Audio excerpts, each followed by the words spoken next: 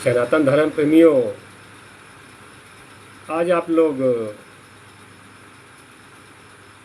जो हमारे शास्त्र बताए गए हैं उनमें से कुछ मूल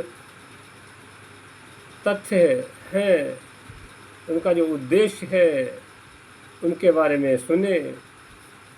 नंबर 1, मनुष्य जो कर्म करता है उसका कभी नाश नहीं होता है, समयानुसार कर्मों का फल अवश्य मिलता है। नंबर 2 पर, मनुष्य कार्य तो कर सकता है किंतु कर्म फल में वह स्वतंत्र नहीं है। और नंबर 3, जो हम भोग रहे हैं वो हमारे पूर्व में किए गए कर्मों का ही फल है।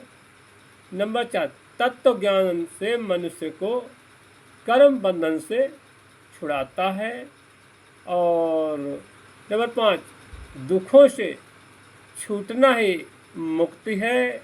कहने का अभिप्राय है सदैव धार्मिक कार्य करे और संपूर्ण सत्ता पर, प्रकृति सत्ता पर, मानव को पूर्ण परमात्मा पर विश्वास होना चाहिए, श्रद्धा होना चाहिए और सत्वगुण में लिप्त रहना चाहिए।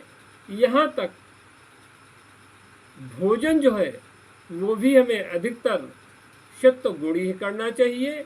उत्तेजक और मादक भोजन हमें ग्रहण नहीं करना चाहिए। उत्तेजक और मादक पदार्थों को सेवन करने से हमारे शरीर में खून बनता है, वो खून दूषित बनता है और तरह तरह के विकार उत्पन्न हो जाते हैं। हमारी मनोवृत्तियाँ जो है नष्ट होने लगती और अविद्या को प्राप्त होती है, जिससे हम अनर्गल कार्य करते हैं और संसार जगत में दुख की प्राप्ति होती है, क्लेश की प्राप्ति होती है।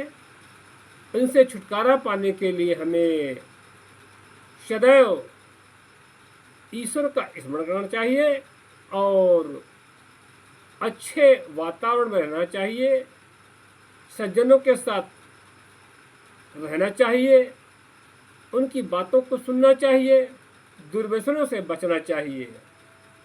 बड़ी विडंबना की बात है वर्तमान समय में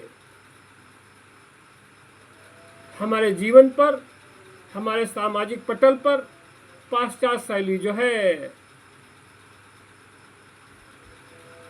का आवरण जो है प्रभावी हो रहा है, जिससे हमारी भारतीय संस्कृति पर काफ़ी कुठाराघात हो रहा है और समाज में, मानव में, हम भाई और बहनों में, माताओं में विकृतियाँ हो रही।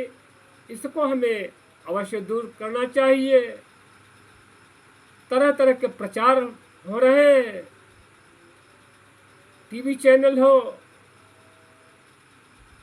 कहने का मतलब कोई भी प्रचार का माध्यम हो, अश्लीलता का उसमें प्रदर्शन ज़्यादा हो रहा है। इसके लिए हम और हमारा, आपका और विशेष तौर हमारे जो जनप्रतिनिधि हैं, संत जन हैं, इस पर विचार करके थोड़ा बहुत प्रतिबंध लगाएं। ये हमारे भारत देश के लिए अति आवश्यक है।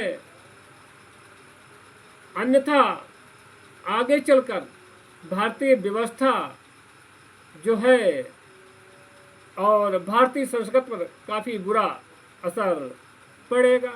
हम देख रहे हैं आजकल हमारे जो संतगण हैं, पद, पैसा और प्रतिष्ठा की प्राप्त करने के लिए उन्होंने अपने सनातन धर्म के नियमों को तोड़कर, सनातन धर्म के नियमों को तोड़कर